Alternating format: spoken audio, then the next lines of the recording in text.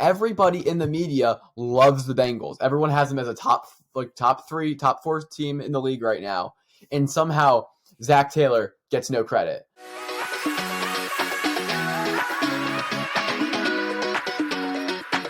Hello, everybody, and welcome back to the Washed Athlete Podcast and another episode of This Week in Sports.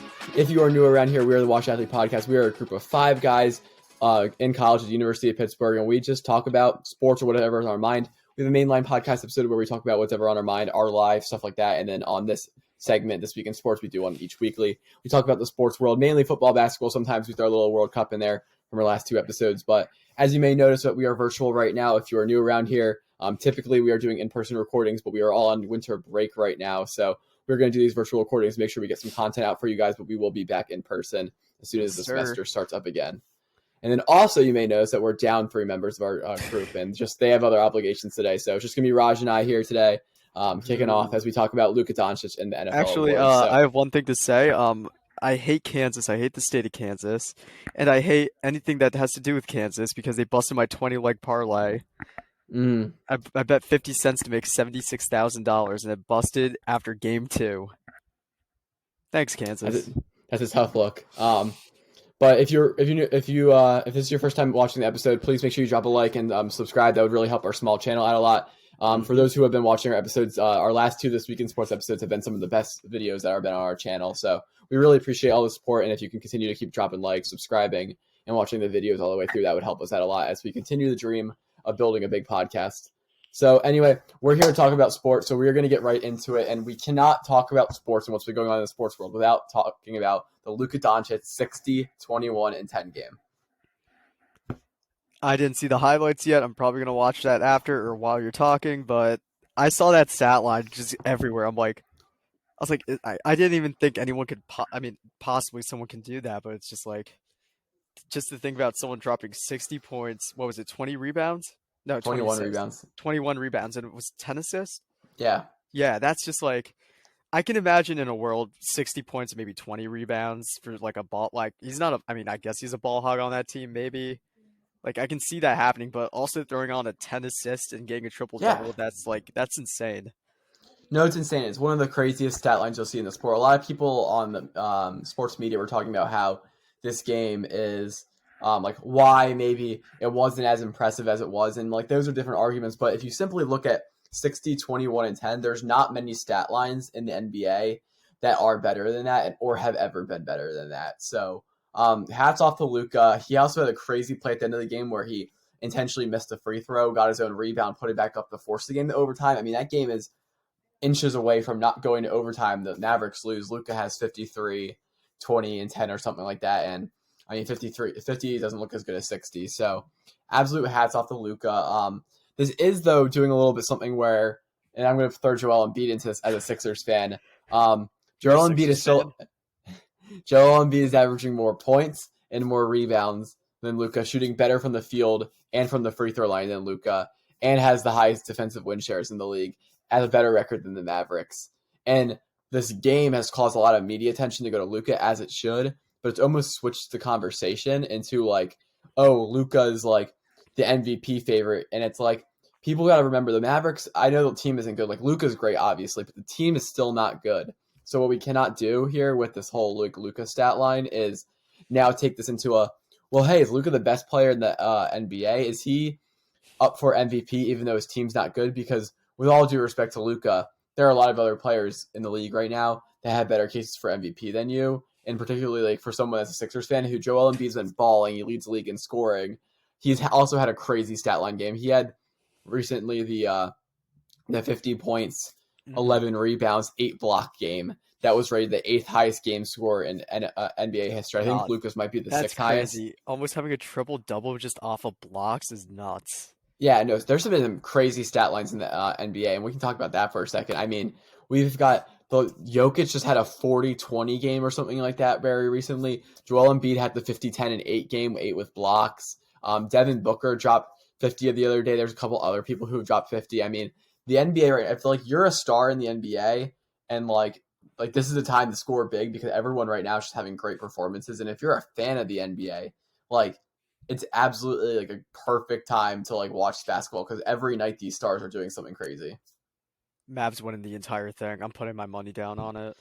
Listen, the Mavs might not make the playoffs. They are not a good basketball I team. want to see. Wait, I want to see the live odds for that. Like, it's probably like in like the hundred. I wouldn't say 100,000s, but it's probably like You know, 50,000. the Mavericks are probably like plus 120 to make the playoffs. I mean, they gotta get through the playing game. It's just that team built around Luka is just not that good, and I think people really thought Christian Wood was going to come in from the Rockets and make a big difference on that roster. I never thought he was, and Christian Wood's a Sixers product from the G League and on the team for a little bit, so like I'm rooting for Christian Wood, but he's not that type of player. They got rid of Jalen Brunson, who I'm not a big Jalen Brunson guy ultimately, but he still was a big part of that team and why they made the playoffs and why they made that run to the Western Conference Finals. Right. And they kind of just sold him away for a bag of chips, and here we The are. Mavs aren't even top. They're top. They're the third in their division. Mm-hmm. They're plus 600 to win their division, and then they are. Where are they? Oops, wrong conference. And they're plus 1,600 to win the Western Conference. I don't know about Yeah, I mean, playoffs though. the Mavericks have almost zero. They have a shot because they have Luka, one of the best players in the league, like top 5 players in the league, but they don't have the roster. I almost feel like in a sense, it's like the Buccaneers in football, be like where like you give them a chance because of their reason. Like you give the Bucks a chance because they have Tom Brady. You give the Mavericks a chance because they have Luka, and you don't want to bet against them. But the roster and the way they've been playing all year gives no indication that they're going to make a run. We're hammering it. Is that 200? What does it pay out? At $100,000, but I'll look at the team. Oh, the Detroit Pistons. Well, the Detroit Pistons, we can talk about them for a second. Yesterday, Killian Hayes takes his fist and knocks right into the cerebellum of Mo Wagner, knocks him out in a brawl on the court. It was like one of the most crazy things I've seen. And that like Killian Hayes is going to get fined and suspended for a lot of games and a lot of money. I don't know if it's come. Oh, was that fight that happened? Yeah. Yeah, that was nuts. Yeah, because for people who aren't aware, Franz Wagner, a player for the Orlando Magic, he kind of like did something a little bit dirty to Killian Hayes, but nothing like warrants. His back is turned. Killian Hayes gets his fist, punches him, but he punches him in the back of the head where your cerebellum is, and Franz Wagner just went out. Like he just got knocked out. He was able to walk off the court under his own power, but I mean, it's a really dangerous hit in the back of your head, just by your spinal region and whatnot. And then also like for him to not be looking and to knock him out, it's like pretty serious. I don't actually know if he punched him. I hit him with his forearm, but either way, it was one of the weirdest things I've seen on a basketball court where like, I don't know why Killian Hayes did that or hit him like behind his head. Cause like, you're not even allowed to hit people behind their head in like the, like mixed martial arts. Like you can't hit him in the back. It's really dangerous. Like you're talking about paralysis and your motor control. So yeah, I guess heat of the moment, just decided to throw hands and then just went for the cheap shot. Had a Mac Jones moment. And then I guess that will be our transition to football because that's pretty much all the basketball we're going to talk today. Let's talk about Mac Jones for a minute because my guy, like, he's not my guy, he's Jacob's guy, but like, he just like I want to believe that these aren't dirty plays, but it's too many instances happening all at once. Like I don't believe he intends to be dirty, but there's a difference between intending to be dirty and just doing dirty things in the heat of the moment. And I think Mac Jones needs to see a counselor and talk about like what's like these like because he doesn't have many opportunities to be dirty. Like he plays quarterback. He doesn't play like he has like two moments every single game to be dirty, and he takes advantage of it consistently. Dude, it's that Alabama effect. You see what happened to everyone from Bama? Let's see, we got Henry Ruggs. Yep. Who else from Bama's committed some atrocities? I guess Jalen Hurts against the Giants, but he's technically I don't consider him Bama just to piss off Jacob. Yeah. He's an Oklahoma product. Exactly. Who's the other receiver from the Giants? Jerry Jeudy. Didn't he get arrested for something? Yeah, he got something. But regardless, just a very weird situation with Mac Jones where he's just like kind of getting involved in these dirty plays, and you want to believe, you want to be like, oh, he doesn't mean to be dirty, but like, it's just he probably is. His intrusive thoughts are going crazy. Yeah. And then before we get into our NFL awards talk, quickly touch on the Derek Carr benching. I don't understand what the Raiders are doing. I think they've I don't know. The organization's a dumpster fire, and at this point I think they're just I don't know. I think they're like, okay, we haven't really done anything crazy good in the last few seasons. Let's figure out what the issue is, and they just probably decided, hey, it's Derek Carr. But there's no reason to believe it's Derek Carr.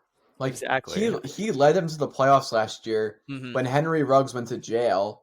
And the coach like got fired because of a bunch of issues. Like he was like, one of the reasons that team stayed together last year, and now all of a sudden he can't play. I mean, yeah, I don't know. What's that organization? I think is just I think what they're doing is they're just clearing house, just starting fresh. I Hmm. guess that's CJ Stroud's future home, maybe.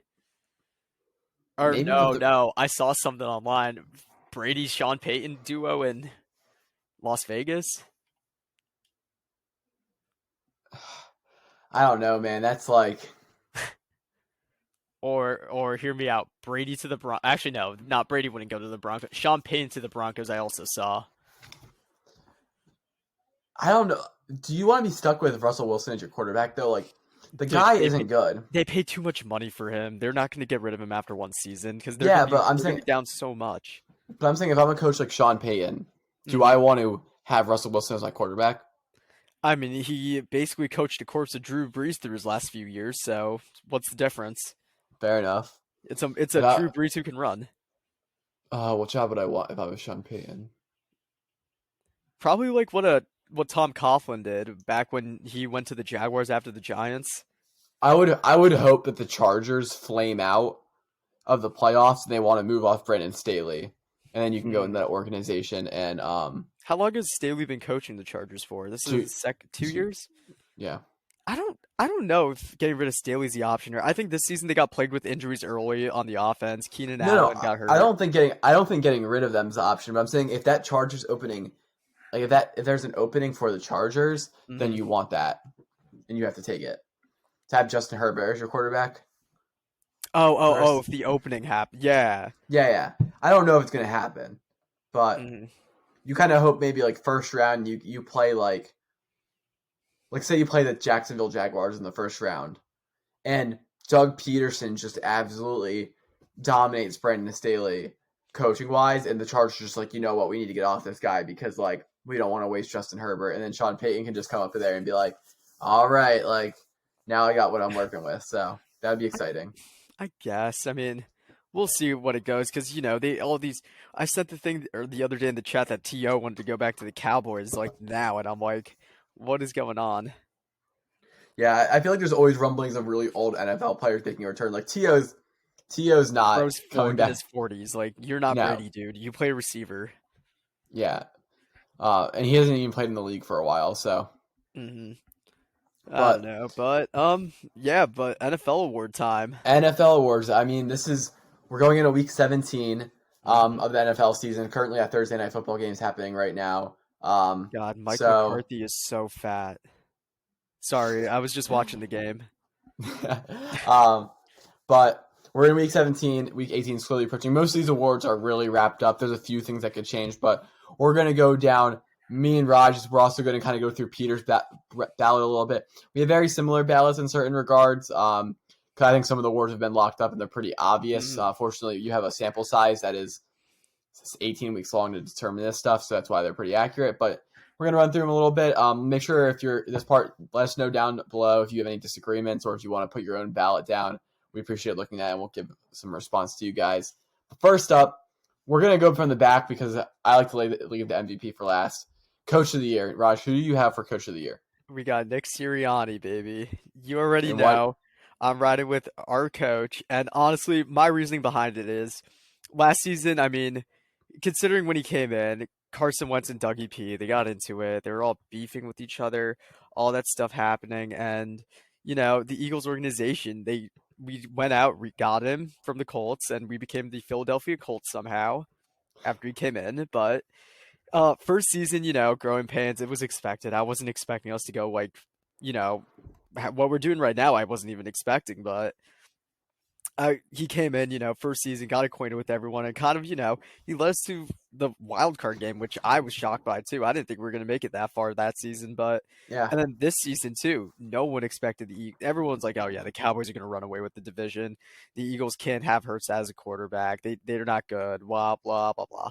But like Sirianni, I mean, yeah, I mean, I don't want to say he did everything because it was also Howie Roseman masterclass with drafting and getting everyone, but he's been a good coach this season, and honestly, he's like, I wouldn't say he outcoached teams. It's hard to say, but he turned the organization around to being a mid team in the NFL to a really top like 3 team.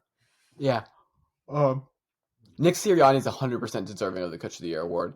He's odds-on favorite. He's probably going to win it, and I have no problem if they give him the award. He is not my Coach of the Year. But again, I can't sit here and say that he's not deserving. I mean, he took an Eagles team that was supposed to be good. Some people were giving Super Bowl rumblings, but most people didn't believe in the Eagles to make a run. It's been great. The Eagles are 13-2, which is a record many people. And all I'm going to say is our 2 losses are because we can't hold on to the football. That's it. Yeah, and the second loss with a backup quarterback on the road. Actually, you know what? We're going to talk about it real quick before we continue because I've been seeing. I was going to mention it. And I didn't get on the roster. Dude, it's okay. The Cowboys won their Super Bowl against us. That's all that matters to them. The Cowboys really. I've heard a lot of media people talking about how this is bad news for the Eagles and how like the Cowboys. Let me break this down for people who are not aware. The Eagles. Eagles clinched pretty much the first seed. All they have to do is beat the Saints this week or the Giants in week 18. So they pretty much essentially clinched the number 1 seed. They go down into Dallas on Christmas Eve. They go down into Dallas on Christmas Eve with a backup quarterback, a banged up secondary, and a Cowboys team who really needs to win this game to have any sort of chance of taking over the first seed. They go into that environment, lose by 6 with the chance to win the game at the end on the final drive. Not to mention that Gardner Minshew had 2 interceptions and there were 2 other fumbles throughout the course of the game. The Eagles turned the ball over 4 times on the road in the Dallas Cowboys Stadium and had a chance to win the game at the end. And somehow people think that the Eagles are not better than the Cowboys. Now, listen, Lane Johnson's injured. We're going to have to see how that goes down. Jordan Davis is still injured. A lot of our defense is still injured. Robert Quinn, Jordan Davis, I mentioned Sidney Gardner-Johnson, Avonte Maddox. Yeah. But, like, if they're all healthy, like, I don't know where people look at that game and go, you know what? And the Eagles are going to have home field where they're like, the Cowboys are a better team. I don't think they're a better team at all. I think this game just confirmed everything. Like, we came into the backup quarterback who threw 2 interceptions, won the game, and had a chance on the final drive to win the game. Like, I don't understand where, like, all this Cowboys love is coming from. A lot of people in the media are like, oh, man, the Cowboys are scary. They didn't confirm anything to me. And right now they're winning by maybe I think 6 points to the goddamn Titans who are playing a backup QB and like no one. No, they're not even playing. They're playing their 3rd string QB. And I'm pretty sure Derrick Henry is not playing.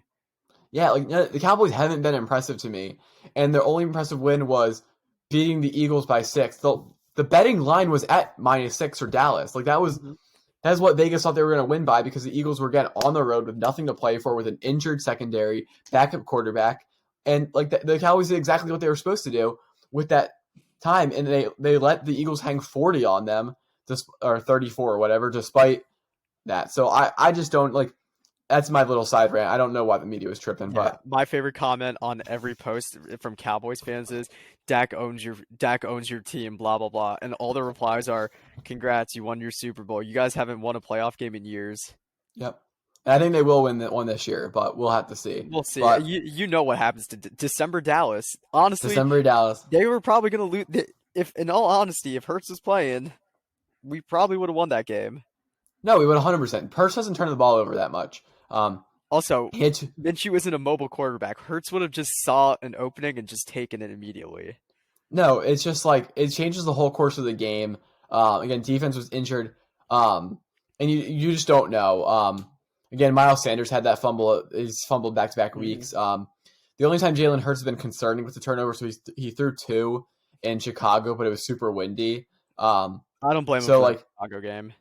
No, so I mean. That we don't lose that game if we have Jalen, and we're still on the road with a banged up team. If our team can get sort of healthy for the playoffs, think the Dallas Cowboys come into the Lincoln Financial Center and beat the Eagles. Now, if I'm wrong, clip this and put it out on the interwebs, but I don't see a world in which that happens. But transitioning back to the Coach of the Year conversation, my Coach of the Year is, I don't know if I'd actually vote for him, but I'm going to give him a lot of love here. It's Zach Taylor. A lot of people have been making jokes, and they're always questioning if Zach Taylor is the coach for the Bengals. I don't understand where that conversation comes from. The Bengals last year went to the Super Bowl when no one thought they could go to the Super Bowl. They come back this year, and they start off awful. They get an entire new offensive line. They're kind of injured. Jamar Chase gets injured for a while, and now they're 10-4. 10-4? Yeah, 10-4. Well, I think 11-4 actually. They won last week, so now they're 11-4, and they have everyone a shot at the 1 seed. Yeah, they have a shot at the 1 seed. If they beat Buffalo and Kansas City loses, they get it. Which I think they'll beat Buffalo. So they have a chance at the number 1 seed. They started off awful in the beginning of the year. They've already beat the Chiefs this year, and everybody in the media loves the Bengals. Everyone has them as a top 3, top 4 team in the league right now, and somehow Zach Taylor gets no credit. Somehow it's not him who's making this work, even though the Bengals in back-to-back years have been really good, and they started off the year awful. And now Lionel Collins, the right tackle, is out, so it'll be interesting to see how they come back from that. But I'm going to give Zach Taylor Coach of the Year because everyone loves the Bengals, thinks they're a great team. They started off awful for things kind of out of their control, and now suddenly they find themselves in a position where they could be going into the playoffs as the number 1 seed, where the road to the Super Bowl goes through Cincinnati, and they made it last year. And Joe Burrow in January. I could speak it into existence all over again. Yep, you could indeed. If people are not familiar, Raj said go Bengals the entire last time we were on the podcast, which is crazy because now this podcast is a year old. But yeah. And then Peter's pick for Coach of the Year, of course, as a Giants fan, is Brian Dable. Also another deserving candidate of Coach of the Year. I think he's fallen off a little bit towards the end of the year because of the Giants' poor performance. But he's a worthy candidate. No one had the Giants playing this well this year. Yeah, no, exactly. I would give it to Dable, but it's hard to say because injuries kind of plagued the team. So it's I don't know. Dable's up there, but I wouldn't give it to him this season. It's Sirianni by far. Yeah, I think Sirianni wins the award. Like I said, I've seen odds of Zach Taylor being really low. I think it's a lot disrespectful. But moving to comeback player of the year, Peter and I both had Geno Smith being comeback player of the year. It's pretty obvious. No one thought he was even going to win the starting job over Drew Lock. Gets the starting job. The Seahawks were really good in the beginning of the year. Very interesting team. They've fallen off a little bit towards the end, but I still think at the end of the day, you're going to give it to them. I know Raj has Saquon Barkley, so kind of talk about why you think Saquon Barkley deserves comeback player of the year. So, injured last season, comes back. He's the top 5 back in the league. Geno is deserving, but just so I'm not repetitive with all of you, I'm going with Saquon because, coming back from an ACL injury and being that good still is very hard to do, and that's a lot of respect. Yeah, Saquon's fallen off a little bit throughout the year. So is Geno a little bit. This is Geno's award. Everyone wants him to win this award. Just kind of seeing how his career was going, and then now to see him play well. So it's a good little story. Again, I feel like Geno's had this award locked up since week 3. It's been his for a while, but.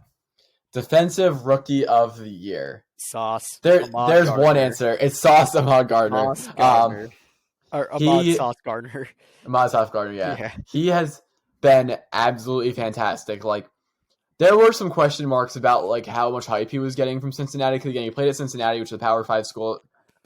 I think they're a Power 5 school. And he wasn't in the SEC, wasn't facing elite competition, and some people did have the criticism is Sauce because especially Derek Stingley in the SEC same draft class, people were like, well, is he really better than Derek Stingley? Stingley goes up against better guys. No, Sauce is that guy. He's one of the best cornerbacks in the league, and he locked up Diggs.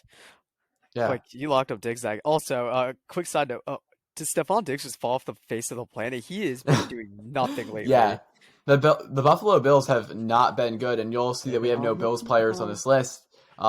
They're winning games, but they're not doing so impressively. And we'll get back to the Bills when we talk about our MVP because it is kind of crazy how we went from screaming Josh Allen's name to wow, he is so low on the odds now. Yeah. Defensive Rookie of the Year, easily Sauce. There's no questions about that. Now this is the one that's a little difficult. Well, I'll just say real quick. Sauce feels like the first guy in a while I've watched, like where I'm like, that guy is going to be like an easy Hall of Famer and one of the best defensive players of all time if he stays healthy. He reminds me of Darrell Revis. It's crazy. And he also has Quentin Williams on his team, who is up for. He's not going to win it, but he's up for the Defensive Player of the Year award. Exactly. Yeah. So, Offensive Rookie of the Year. We have three different. Yeah, I mean, I have Kenneth Walker. I don't know about you or Peter, but I don't know who's winning this one. Yeah, Offensive Rookie Player is an interesting award because most of the times quarterbacks don't play well as rookies, so they don't win the award. They might not even start most of the time, and then you can just say like Kenny's name. And then other like people again, like it's usually a wide receiver, running back award, but again, you can't really give it to like an offensive lineman, so it's a strange award to give out. I, however, am giving it to Brock Purdy. It's been a short sample size, but he's come in there. He hasn't lost. I don't think he'll lose until he gets into the playoffs. I do have a counter on that Brock Purdy pick. I was thinking about it. It's kind of like the whole argument with how like Hurts shouldn't win MVP because you can throw any QB into that offense. The 49ers have a very similar offense. No. So I agree with that. But I think when I look at the other options, and Peter had said that, man, I didn't pull this up. That's embarrassing. He said that Garrett Wilson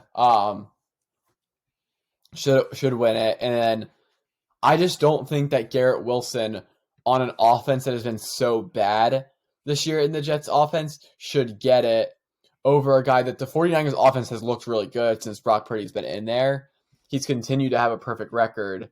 And again, I'm not really mad. And Raj, obviously, have Kenneth Walker, who's played well this year.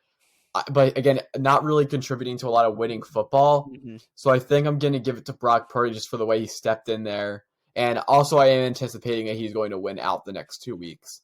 So they'll give him a record of 5-0. He'll be 5-0 as a starting quarterback with really good stats and contributing to winning football. So again, it's a tight award. You can see Brock Purdy's his odds skyrocket if he wins out the rest of the year. It'll be insane if Mr. Irrelevant takes the Niners all the way to the Super Bowl. I will lose my mind if that happens. Yeah. And quick note, 2 receivers up for this award, Chris Olave and Garrett Wilson, have been great this year. It'll be exciting to see what happens when they both get actual legit quarterbacks in their offense, because Taysom Hill, Andy Dalton, whoever that is, and Saints not doing well, and then we know the Jets quarterback situation all too well. Oh God. But moving on to a very defensive player of the year, not an obvious. Yeah. Well, it's a pretty. It's obvious. Award. It's so obvious. It's Bosa. Yeah. Obviously Nick Bosa. There is some like Micah Parsons buzz again. If the 49ers lose out and Micah Parsons has the last 2 games, I think he can get to it. But maybe. Peter put it best on his sheet that he sent us. He's the best player on the best defense, and it's tied for first in sacks. So when your defense is good and you're good as well, you're going to win Defensive Player of the Year. Micah Parsons had a shot. He has not been playing well recently, and Nick Bosa is deserving of this award. Oh, yeah. And Offensive Player of the Year, it's a lot of controversy behind this one. Personally, I think A.J. Brown should now. It's going to be Jay Jettis. Justin Jefferson's winning this, no doubt. Yeah. He's on pace to smash all the receiving records. Granted, there's an extra week in the NFL season there used to be, but he's on pace to break all the records. He's on a great team that's playing really well. Well, I don't know about that, but they have a good record. And again, he's the best receiver in the league, and he's looking unstoppable right now. Yeah, and there's been a lot of MVP talk about him because he's talking about it. The media's talking about it. He's not the MVP of the league. It's a quarterback award. Sorry if you want to like you can win offensive player of the year. Like that's fine. Exactly. But yeah, no one else. He's got this award locked up. He'll be grittying all over the stage when he gets his award. There's not a lot bigger than Justin Jefferson winning Offensive Player of the Year. Oh yeah. What he's done since he got into the league is just insane. Him and Jamar Chase have just been like instant, like since they stepped foot in the league, have been great. And so I think to see just like again, he'll be one of those guys with sauce where I'm just like, I know I'm watching like a stud, and like by the end of his 10 years when he's still playing, I'm gonna be like that guy's the best receiver of all time or something like that, something close to that, because like the way he's been playing is just insane. Also, speaking And of Micah Parsons, the Cowboy defense, right now, the third string quarterback for the Titans and their backups are about to drive down the field and score another touchdown on them and bring the game back to 24-20. So, yeah, Parsons is out of the picture for this award, in my opinion, now.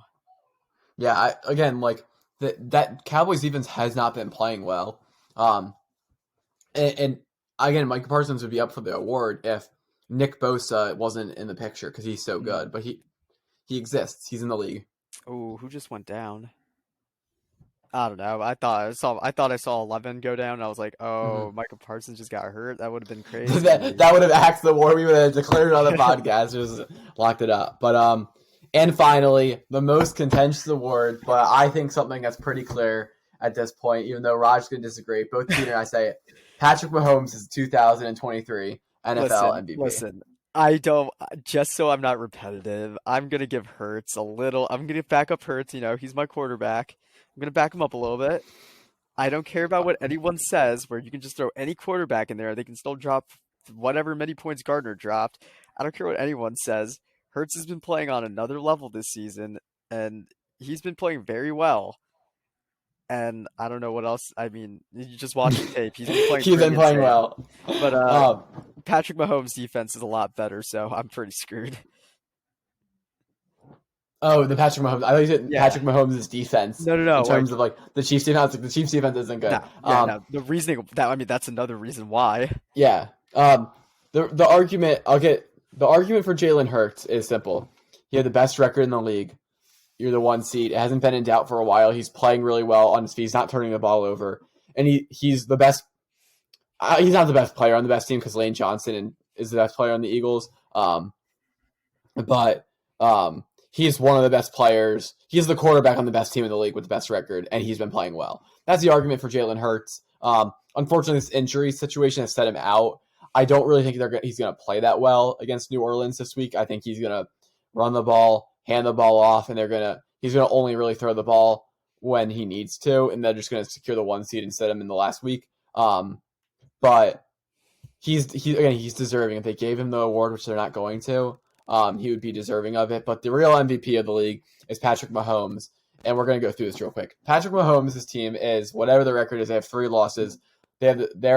If the Chiefs win and the Bengals beat the Bills, they'll be the number 1 seed. So they have a chance to be the number 1 seed, and the Chiefs team is way, way, way worse than any other team in the league that's in the playoff picture. If you look at the Bengals, for example, T. Higgins, Jamar Chase, they had a decent defense from last year.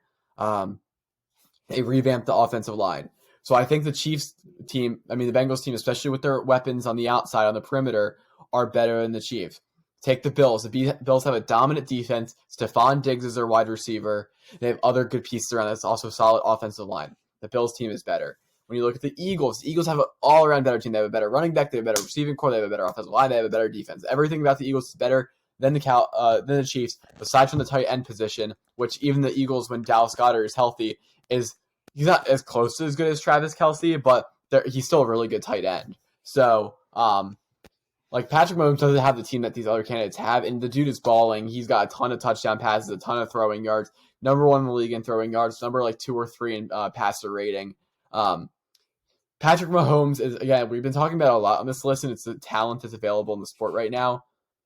Patrick Mahomes is an all-time great. He's playing at an all-time great level on a team that probably shouldn't be this good if not without him. So Patrick Mahomes, I think, is the winner of the MVP award. I'm running with Hurts. I don't care. Let me be a delusional Eagles fan.